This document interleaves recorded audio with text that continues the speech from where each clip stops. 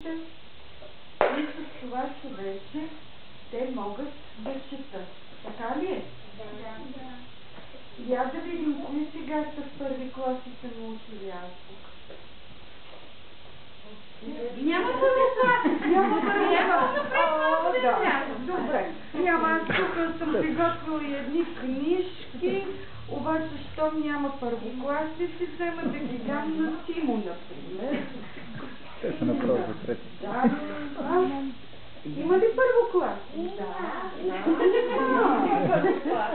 Ай. И кой първи ще ми каже как започва нашата? А втората буква коя? След това? По-връз под мен. И нататък?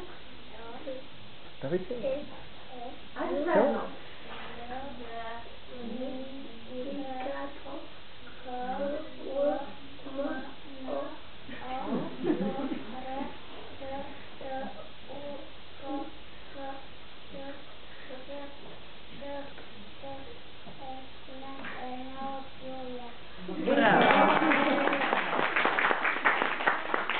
Просто прекрасно. Ето ти и тази читанка за първи клас. Сядай. Ето. И ще получиш. Твоята книжка за училище. Какво пише тук?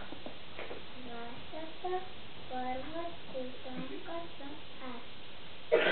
Вие сте мой Чети първолаз. Браво!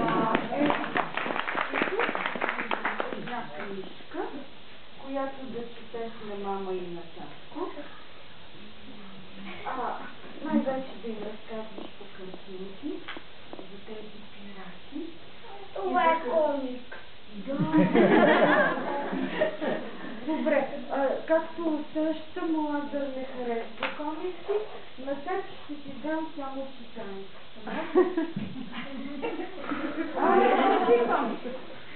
Лазаре? Не, няма да го гледаш. Повярвай само читанката. А комикса?